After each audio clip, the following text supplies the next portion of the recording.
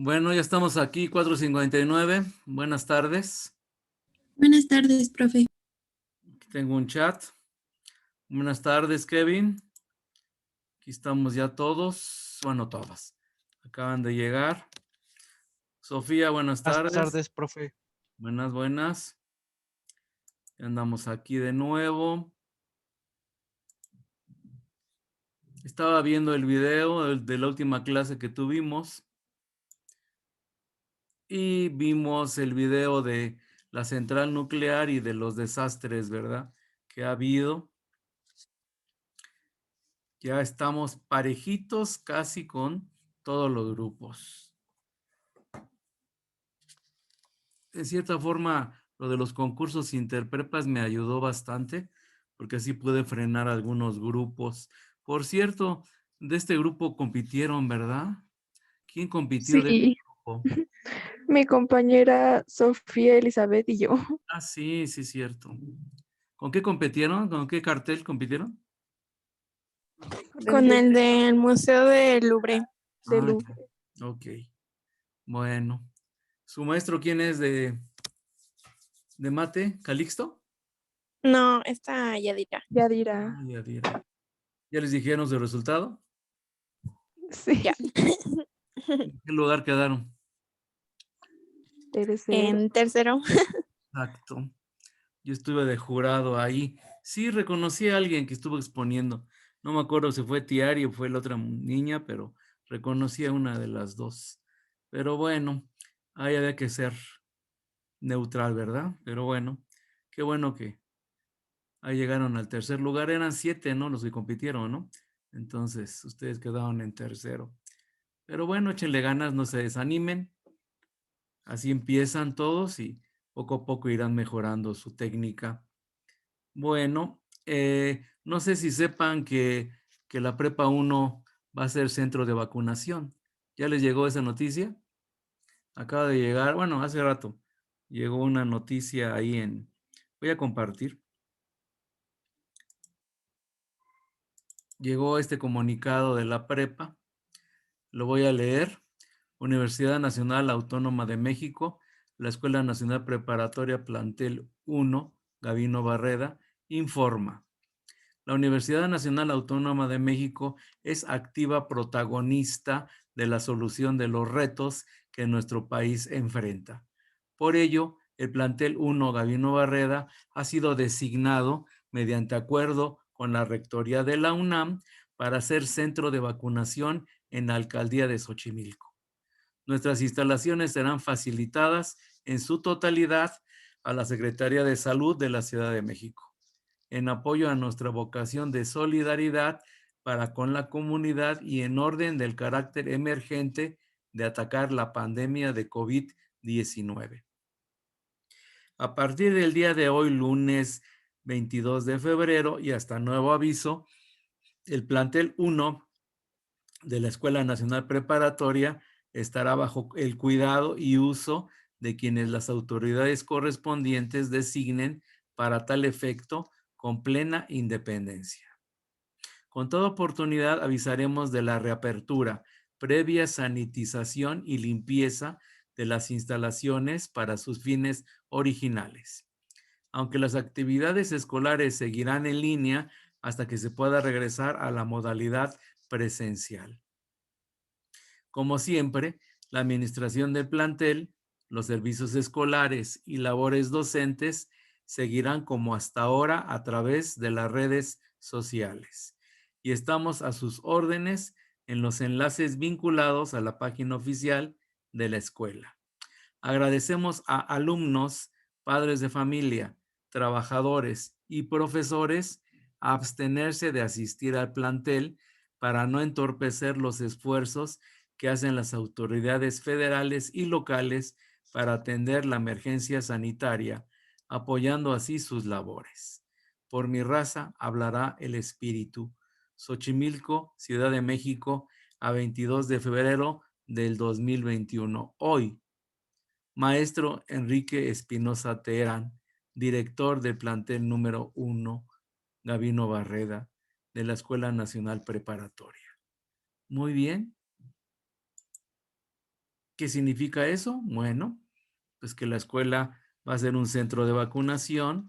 Por favor, no se asomen, no tienen ningún caso.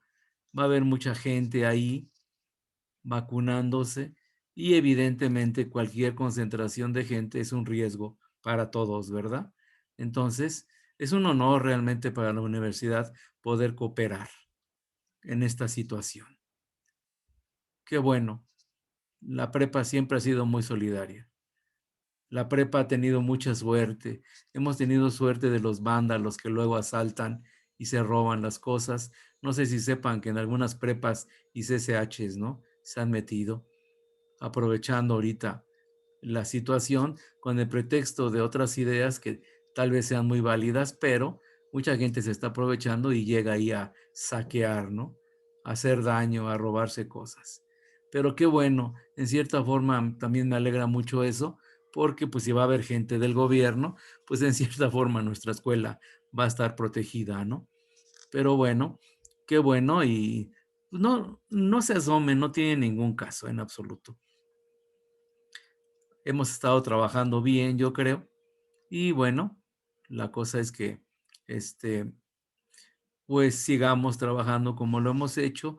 Ya estamos en la recta final.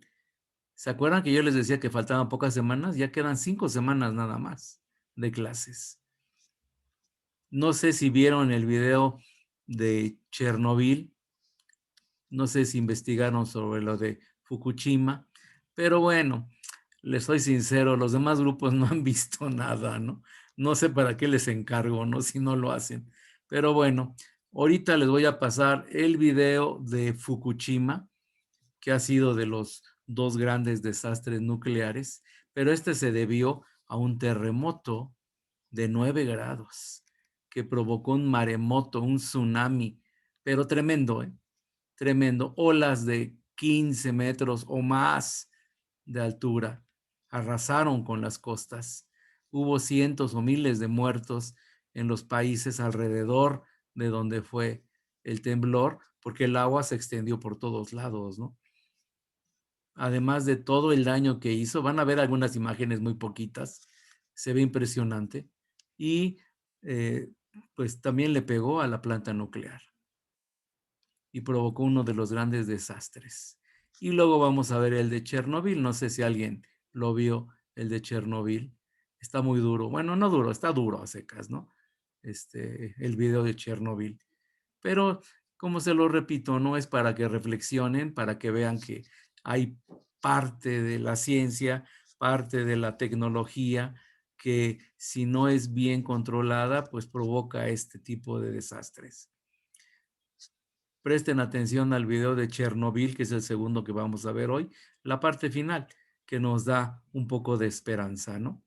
En cuanto a lo que sucedió. Pero ahorita vamos a empezar con el de Fukushima. Espero que me rinda el tiempo. Muy bien. Vámonos a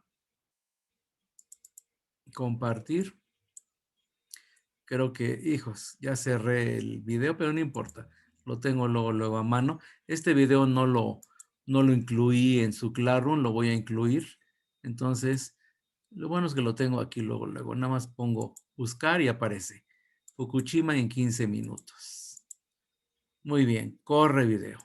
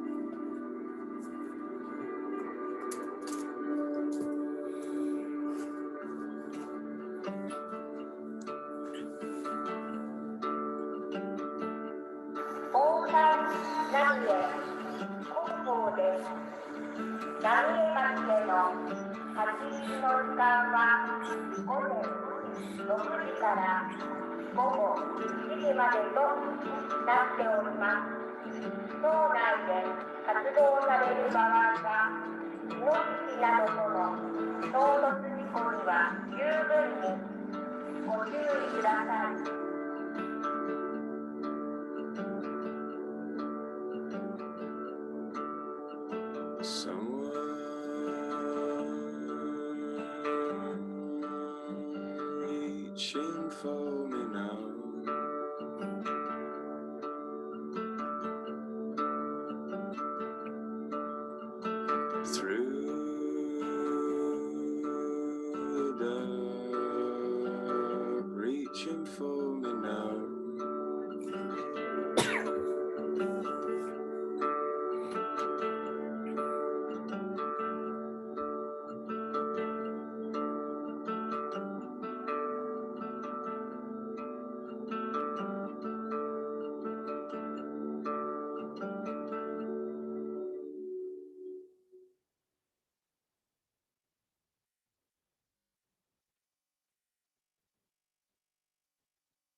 11 de marzo de 2011, 14:46 horas.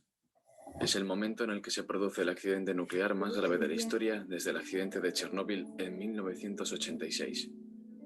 Un terremoto de magnitud 9 en la escala sismológica azota la costa noroeste de Japón.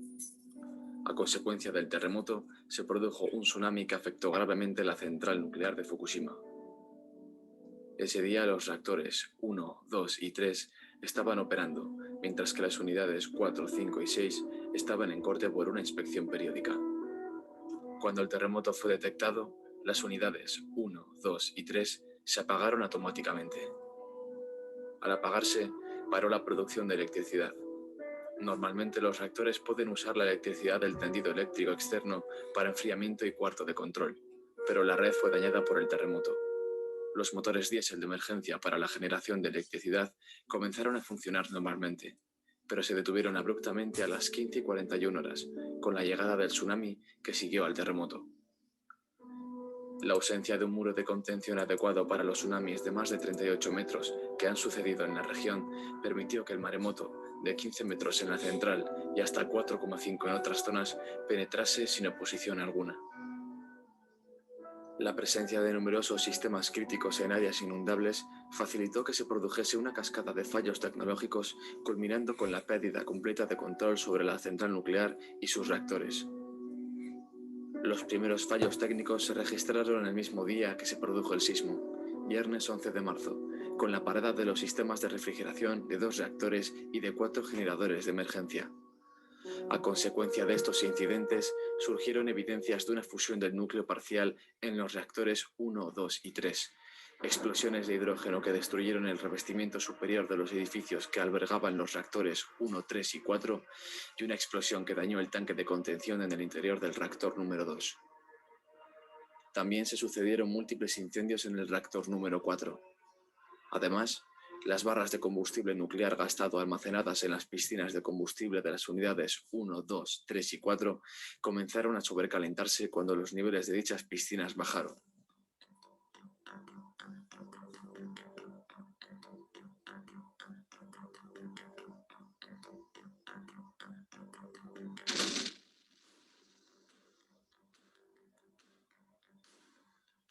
El reactor 3 empleaba un combustible especialmente peligroso denominado MOX, formado por una mezcla de uranio más plutonio. El miedo a filtraciones de radiación llevó a las autoridades a evacuar un radio de 20 kilómetros alrededor de la planta, extendiendo luego este radio a 30 y posteriormente a 40. Los trabajadores de la planta sufrieron exposiciones a radiación en varias ocasiones y fueron evacuados temporalmente en distintos momentos. El sábado 12 de marzo, las autoridades niponas establecieron en un principio que el accidente había sido de categoría 4 en un máximo de 7 en la escala internacional de accidentes nucleares. Finalmente fue calificado como el más grave desde el desastre nuclear de Chernóbil, elevándolo así a 7 en la escala internacional. Dada la magnitud del incidente, las autoridades declararon inmediatamente el estado de emergencia nuclear, procediendo a la adopción de medidas urgentes encaminadas a paliar los efectos del accidente. Así, se evacuó a la población residente en las zonas adyacentes, con un aumento progresivo del perímetro de seguridad, y se movilizaron las Fuerzas Armadas para controlar la situación. En el transcurso de los días, se fueron tomando nuevas decisiones, algunas a la desesperada, como verter agua marina y ácido bórico con los helicópteros sobre los reactores, suministrar yoduro de potasio a la población o desplazar los vuelos de la aviación civil del entorno de la central afectada. Tras el fallo del sistema de refrigeración de los reactores de la central nuclear, se realizaron emisiones intencionadas de gases radiactivos al exterior, para reducir así la presión en el recinto de contención. Se emitió al exterior una cantidad no determinada de partículas radiactivas. El domingo 27 de marzo se detectó en el agua del interior de las instalaciones un nivel de radiación 100.000 veces por encima de lo normal, posiblemente procedente de una fuga del reactor número 2. Estos niveles de radiación dificultaban las labores de los operarios. Asimismo, los niveles de yodo radiactivo en el agua de mar en las inmediaciones de la central eran 1.850 veces mayor que la que marcan los límites legales. También se detectó plutonio fuera de los reactores, procedente posiblemente del reactor número 3. Pocos días después del accidente se detectó yodo radiactivo en el agua corriente de Tokio, así como altos niveles de radiactividad en leche producida en las proximidades de la central y en espinacas producidas en la vecina prefectura de Ibaraki. Una semana después del accidente se pudieron detectar en California partículas radiactivas procedentes de Japón, que habían atravesado todo el Océano Pacífico. Algunos días después se detectó yodo radiactivo en Finlandia, si bien en ambos casos se descartaba que los niveles de radiación detectados fuesen peligrosos. El día miércoles 27 de abril se detectó en España y en otros países de Europa, según el Consejo de Seguridad Nuclear, un aumento de yodo y cesio en el aire, proveniente del accidente de Fukushima. El Consejo de Seguridad Nuclear afirmó que no existía peligro para la salud. El gobierno japonés reconoció que la central nuclear no podrá volver a ser operativa y que se desmantelará una vez se haya controlado el accidente. Los principales elementos radiactivos vertidos son yodo 131, cesio 137 y cesio 134. De estos, el cesio 137 tiene un periodo de semidesintegración de 30 años.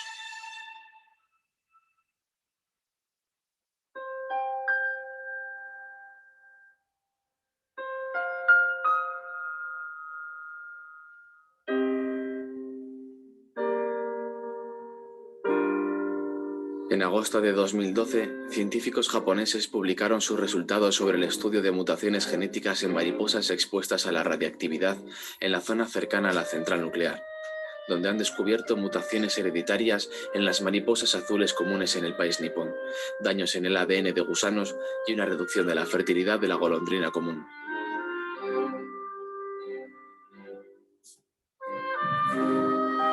Greenpeace evidenció el impacto medioambiental en el territorio, donde investigadores científicos han constatado altas concentraciones de radiación en hojas nuevas de cedros y en el polen, además de mutaciones de crecimiento en árboles como el abeto.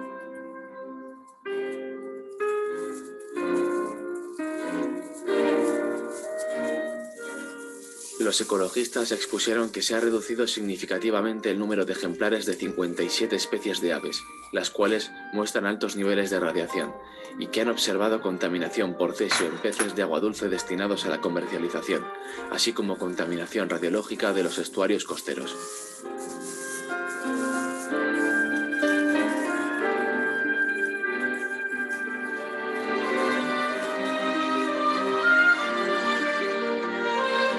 Según la organización, el programa masivo de descontaminación del gobierno no tendrá casi impacto en la reducción de la amenaza ecológica, dada la enorme cantidad de radiación generada por el desastre de Fukushima, donde 9 millones de metros cúbicos de residuos nucleares se encuentran dispersos en al menos 113.000 localizaciones de la prefectura, según datos del mismo organismo. El día 17 de marzo, la cifra total de personas afectadas directamente por el incidente en la central era de 23 personas heridas y más de 20 afectadas por la contaminación radiactiva. 2 personas que estaban desaparecidas desde el día del terremoto fueron encontradas muertas el 1 de abril, aunque su muerte posiblemente se produjo por heridas producidas por el maremoto y no por la radiación. El viernes 1 de abril se comunicó que al menos 21 operarios pertenecientes al retén que permanecía en Fukushima para intentar controlar los reactores de la planta ya sufrían una aceleración en el ritmo de alteración del ADN por efecto de la radiación. Los héroes de Fukushima o liquidadores de Fukushima es el apodo colectivo por el que se conoció tanto a nivel mundial como por la población japonesa a los trabajadores de la central nuclear y el personal de emergencias encargados de minimizar los efectos y las graves consecuencias acaecidas tras el accidente. Muchos de ellos eran personas no cualificadas que buscaban un salario extra por realizar tareas en la central. En los primeros días de la catástrofe fueron unos 180, rotando en turnos de 50. Hasta que se fueron ampliando a los aproximadamente 800 brigadistas. Estas brigadas tenían varias funciones, entre las que se encontraba devolver la electricidad a la central, apagar los incendios que se declaraban en la misma, limpiar la zona de escombros, enfriar las piscinas de los reactores nucleares mediante el bombeo de agua desde tierra con camiones cisterna y por vía aérea, y el sellado de grietas por donde se filtraban las partículas radiactivas al mar y al aire. Las personas que trabajaron en la central tenían que ir pertrechados con trajes protectores, máscaras y en algunos casos bombonas de oxígeno, para verse afectados lo menos posible por la radiación, además de portar un medidor de la misma para poder abandonar la zona en cuanto los niveles fueran más altos de lo permitido. A varios operarios que estuvieron en contacto con agua contaminada les fueron detectados hasta 10.000 veces el nivel de radiación permitido en humanos. Unos 70 murieron en algunas de las numerosas explosiones que acaecieron en la central y otros debieron ser hospitalizados con náuseas y síntomas de fatiga extrema, además de una decena de trabajadores que presentaban alteraciones genéticas debido a la exposición a la radiactividad, aumentando así un 1 y un 5% la probabilidad de contraer cáncer a largo plazo.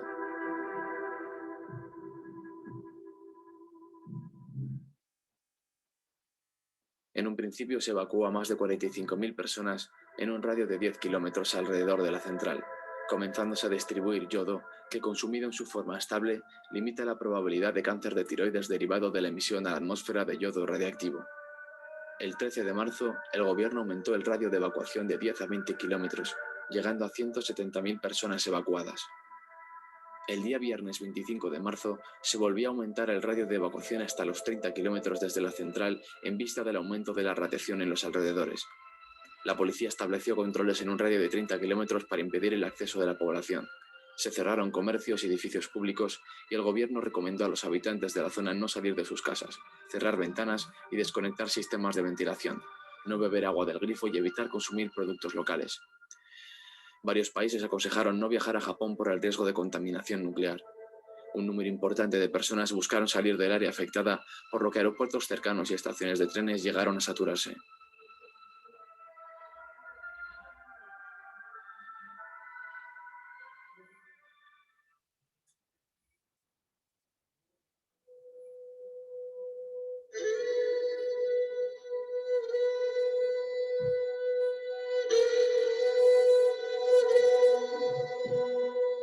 Si tenemos que destacar algo en contra de la energía nuclear, es lo injusta que es. Valorar y medir las probabilidades y magnitudes de una catástrofe nuclear es necesario para concienciar sobre el uso de la energía nuclear. Dichas catástrofes traspasan sus problemas al futuro de forma enormemente amplificada. El plutonio 239 tiene una vida media de 24.400 años.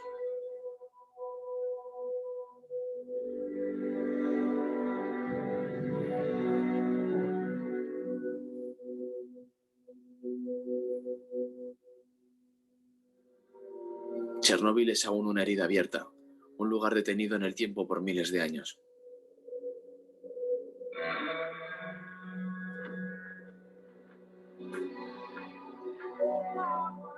Tenemos mucho que aprender sobre la energía nuclear y su utilización, puesto que si no reconocemos los riesgos, no podemos preparar la necesaria prevención del desastre ni los planes de reducción de su gravedad.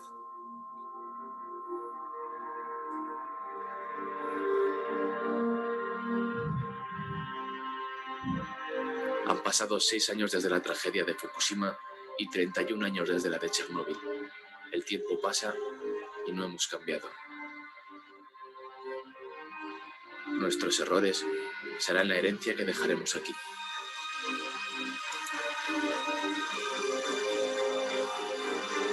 Muy bien. Detengo el video. Entonces, esto fue por un accidente y vean todas las consecuencias que trajo, ¿no? Ahora vamos al peor accidente nuclear, el de Chernóbil. Y dense cuenta que después, cuando se evacuaron ahí toda la zona alrededor de la central, renació la vida, ¿no? Pero eso es hasta el final. A ver si nos alcanza el tiempo. Si no, lo acaban de ver ustedes en su casa. Vamos a ver. Vámonos a trabajo. Es este. Танечка, иди сюда, быстрее, у нас атомная горит. Ой, мать. Алло, это ВПЧ-2? Да.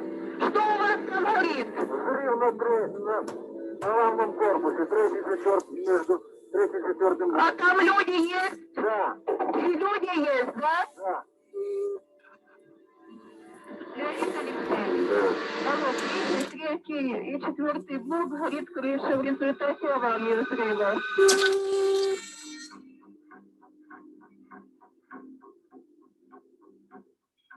26 de abril de 1986.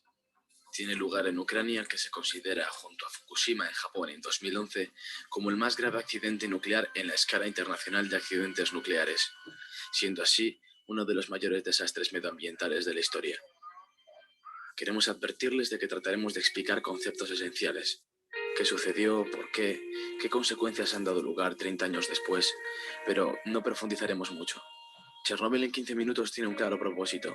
La finalidad de este breve documental es la de llegar al espectador de tal manera que, tras finalizar su visualización, éste sienta la curiosidad suficiente como para informarse más acerca de este trágico suceso. Sin más preámbulos, comienza Chernóbil en 15 minutos.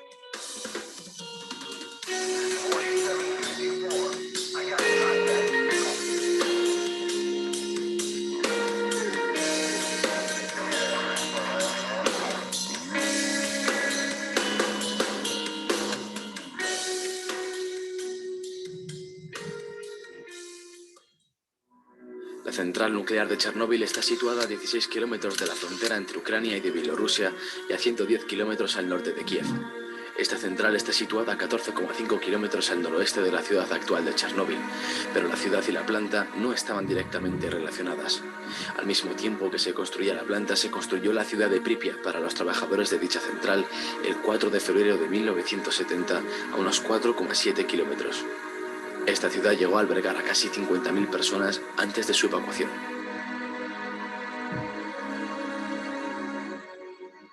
A la 1:23 de la mañana del sábado 26 de abril de 1986 estalló el cuarto reactor de la central nuclear de Chernóbil. El motivo que desencadenó el accidente fue la realización de una prueba programada para el 25 de abril bajo la dirección de las oficinas centrales de Moscú. Esta prueba tenía la intención de aumentar la seguridad del reactor. Se trataba de averiguar durante cuánto tiempo la turbina de vapor continuaría generando energía eléctrica una vez cortada la afluencia de vapor. En caso de avería, las bombas refrigerantes de emergencia requerían de un mínimo de potencia para ponerse en marcha, hasta que se arrancaran los generadores diésel, y los técnicos de la planta desconocían si una vez cortada la afluencia de vapor, la inercia de la turbina podía mantener las bombas funcionando. La prueba debía realizarse sin detener la reacción en cadena en el reactor nuclear para evitar un fenómeno conocido como envenenamiento por xenón. A la 1 de la madrugada del día 25 de abril, los ingenieros iniciaron la entrada de las barras de control en el núcleo del reactor con el objetivo de reducir su potencia. Hacia las 23 horas se habían ajustado los monitores a los niveles más bajos de potencia, pero el operador se olvidó de reprogramar el ordenador para que se mantuviera la potencia entre 700 megavatios y 1000 megavatios térmicos. Por este motivo, la potencia descendió al nivel peligroso de 30 megavatios. Con un nivel tan bajo, los sistemas automáticos pueden detener el reactor debido a su peligrosidad, y por esta razón los operadores desconectaron el sistema de regulación de la potencia, el sistema de emergencia refrigerante del núcleo y otros sistemas de protección cuando el sistema estaba a punto de apagar el reactor nuclear. Con 30 megavatios comienza el envenenamiento por xenón. Al darse cuenta, se extrajeron las barras de control con el fin de evitarlo, aumentando la potencia del reactor nuclear. Los operadores retiraron manualmente demasiadas barras de control. El núcleo del reactor disponía de 170 barras. Las reglas de seguridad exigían que hubiera siempre un mínimo de 30 barras bajadas. En esta ocasión dejaron solamente 8. Dado que los sistemas de seguridad de la planta quedaron inutilizados y se habían extraído casi todas las barras de control, el reactor de la central quedó en condiciones de operación inestable y extremadamente insegura. En este momento, tuvo lugar un brusco incremento de potencia que los operadores no detectaron a tiempo. Cuando quisieron bajar de nuevo las barras de control, estas no respondieron debido a que posiblemente ya estaban deformadas por el calor y las desconectaron para permitirles caer por gravedad. Finalmente, el combustible nuclear se desintegró y salió de las vainas, entrando en contacto con el agua empleada para refrigerar el núcleo del reactor.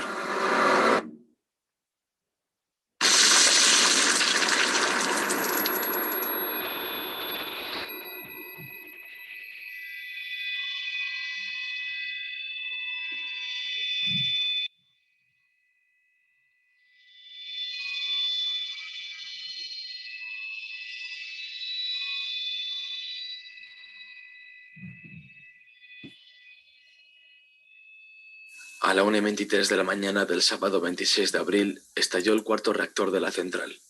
y unos segundos más tarde, una segunda explosión hizo volar por los aires la losa del reactor y las paredes de hormigón de la sala, lanzando fragmentos de grafito y combustible nuclear fuera de la central, ascendiendo el polvo radiactivo por la atmósfera. Se estima que la cantidad de material radiactivo liberado fue 200 veces superior al de las bombas atómicas lanzadas sobre Hiroshima y Nagasaki al final de la Segunda Guerra Mundial.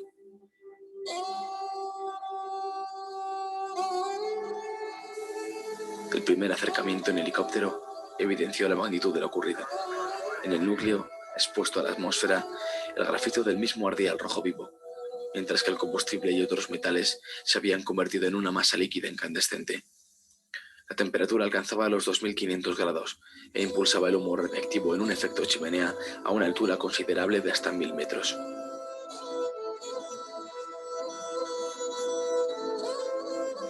Mientras tanto, se estableció el control permanente de la radiación en Pripyat, que para la tarde del 26 de abril era de unas 600.000 veces el fondo natural. Por otro lado, un comando militar fue enviado a tomar lecturas en la base de la planta. Se registró un astronómico nivel de 2080 Röntgens, por lo que en 15 minutos un ser humano absorbería la dosis letal.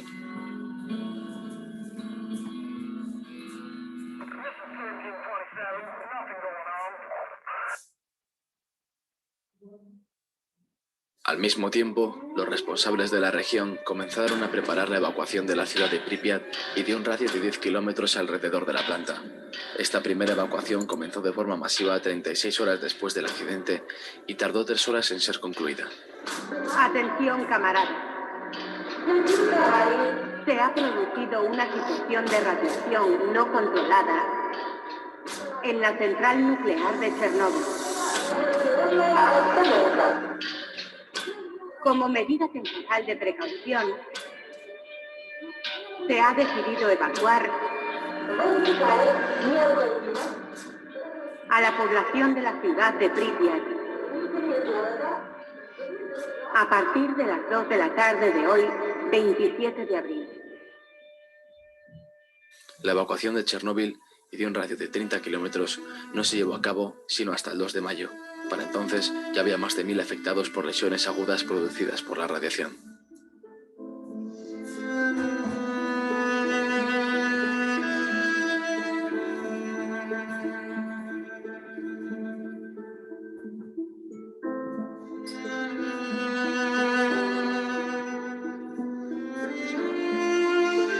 Se inició un proceso masivo de descontaminación, contención y mitigación que desempeñaron aproximadamente 600.000 personas denominadas liquidadores en las zonas circundantes al lugar del accidente y se aisló un área de 30 kilómetros de radio alrededor de la central nuclear conocida como zona de alineación, que sigue aún vigente.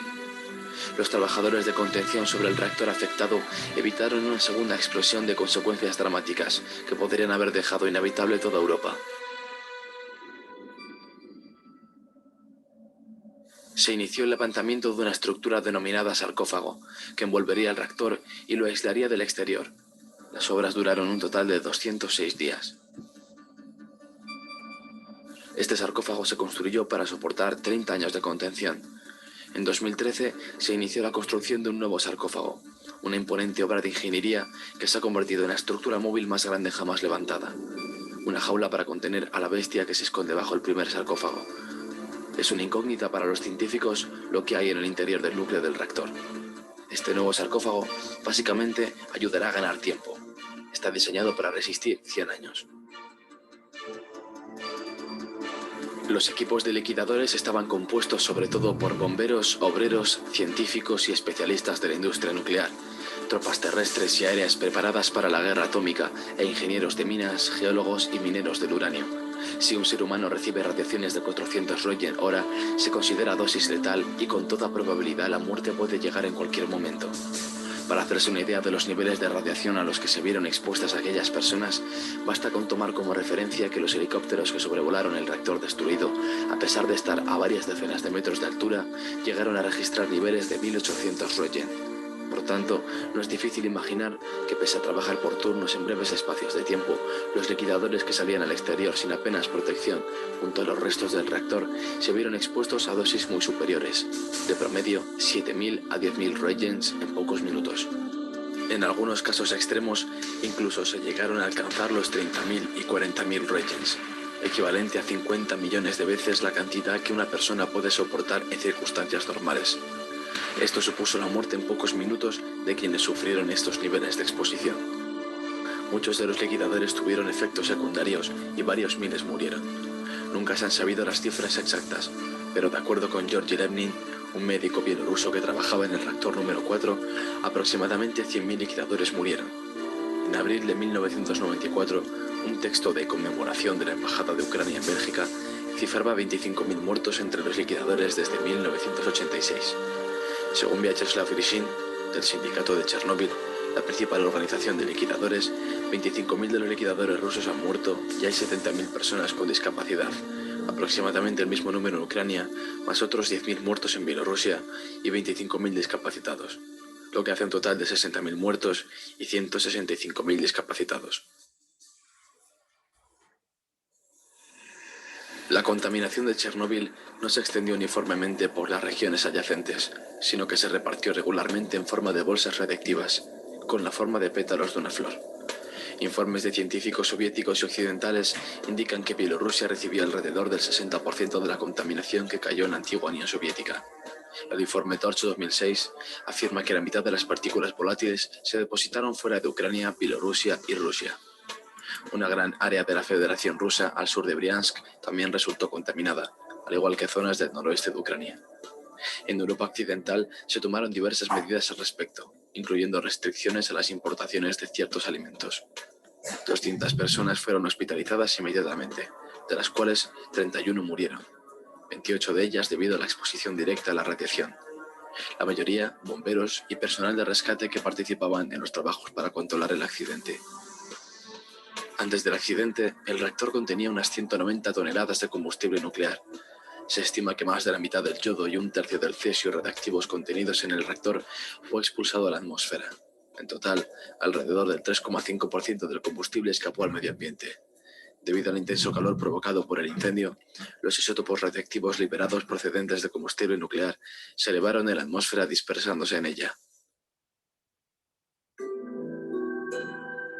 Algunas personas en las áreas contaminadas fueron expuestas a grandes dosis en la tiroides, debido a la absorción del yodo 131 que se concentra en esa glándula. El yodo radiactivo procedería de leche contaminada producida localmente y se habría dado particularmente en niños. Varios estudios demuestran que la incidencia de cáncer de tiroides en Bielorrusia, Ucrania y Rusia se ha elevado enormemente. Sin embargo, algunos científicos piensan que la mayor parte del aumento detectado se debe al aumento de controles. Hasta el presente, no se ha detectado un aumento significativo de leucemia en la población en general. Algunos científicos temen que la radiactividad afectará a las poblaciones locales durante varias generaciones, la cual se cree que no se extinguirá hasta pasados 300.000 años. Muy bien. En un radio de unos 20 o 30 kilómetros alrededor del reactor se produjo un aumento. Ya queda poco tiempo, ya no me da tiempo de acabar. Vean en la parte final, quedan 2-3 minutos, es la parte que da esperanza. Eso ya lo ven ustedes, me resumen. Ya queda menos de medio minuto, jóvenes.